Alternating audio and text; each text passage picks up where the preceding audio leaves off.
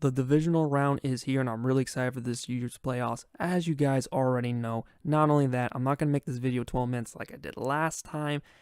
And if this video is still too long for you, just look down in the description below just to see my predictions. But anyway, 3, 2, 1, let's get started. All right, Colts versus Chiefs.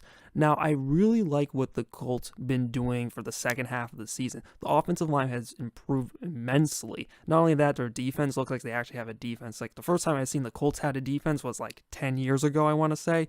And when it comes to Frank Reich, is low-key a Coach of the Year candidate right there, and he's been doing a real good job over there in Indianapolis. However, though, I think it's going to be the Chiefs' year.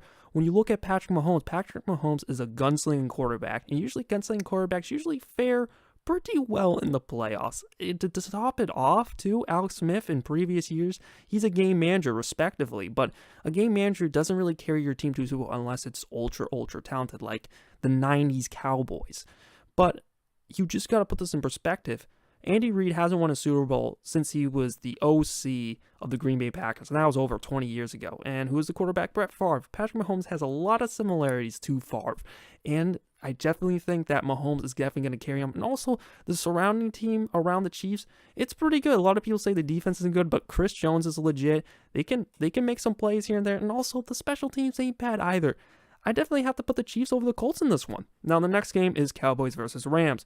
Now, when it comes to the Rams, they definitely started off the season hot. A lot of people thought that's going to be the best team in the NFL. They kind of slowed down just a little bit for the second half of the season. Teams started exposing them, and this offense is really good, but you can't shut it out. It's not like Kansas City's. And you look at Dallas. Dallas might be the best remaining defense left. Maybe besides the Chargers, but hey, that's all for debate. And when it comes to the Cowboys, this is definitely not going to be a sunshine kind of day in LA. When it comes to Dallas, though, Dallas can play on the defensive side of the ball. I know a lot of people don't think they can, but they really do can. And not only that, they got a good offensive line, like a really good offensive line. Better than the Rams. Not saying the Rams is bad, but it's nothing compared to the Cowboys. And Ezekiel Elliott, Todd Gurley, they're fairly on the same level, but I got to put Elliott on this one. And I think Elliott is definitely a huge game changer for the Cowboys. And when it comes to Gurley, I know his sample size is small, didn't play well in last year's playoffs. Same thing with Goff. I see a lot of Matt Ryan in him. So, I'm going to pick the Cowboys on this one, even though they're away. So I see the Cowboys going to the conference championship. Yeah, shock. That's something new to the 21st century. Now, next game is going to be Chargers at the Patriots. Now, the Patriots, a lot of people say the roster isn't as good as it is in previous years. And that could be true, but I don't think so. There's still a lot of talent right there. Like Trey Flowers is still an underrated pass rusher right there. Not only that, Dante Hightower can still play. A lot of people are concerned that he can run. And, Gronkowski, Edelman, White. There's a lot of names on that roster, and it's a pretty well-rounded team. Like, they still have an offense. They still have a defense, and you got a special teams. And it is in New England. However, though, look at the Chargers. The Chargers are even more well-rounded, and not only that, it's a matchup problem for them. Look at their wide receivers. Big wide receivers right there. Can definitely just pick them apart. That's just something known for New England. They just don't cover big wide receivers well throughout their tenure and under Belichick.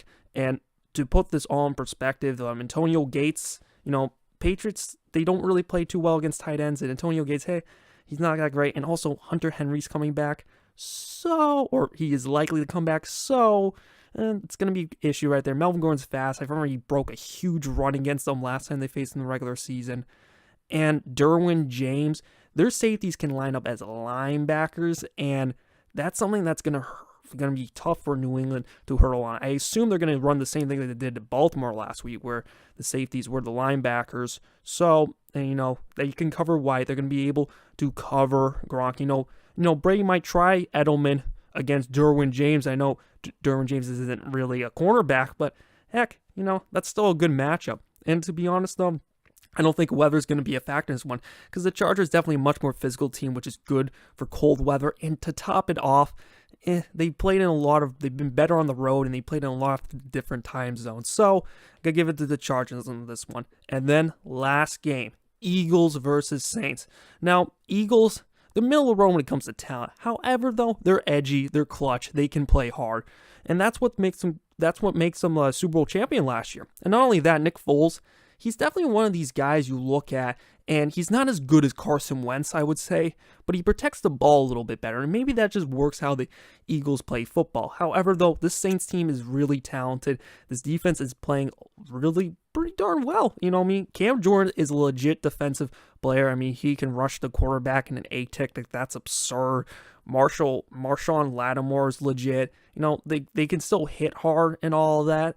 And also, you know, Michael Thomas is a freaking beast. He's like a Marquise Colston on steroids, which is probably, even though probably both players were on steroids, I don't know what Michael Thomas is taking, but maybe I should take that. Maybe I can juice up a little bit, but nah, just kidding, guys. But when it comes to the New Orleans Saints, though, I definitely think that this is their year. Also, it's the first seed, so I'm a little bit biased to the first seed just because they had better luck in the past when it comes to making the Super Bowl, or at least in the past 5 seasons. But anyway, guys, I've been talking way too much. What do you guys think?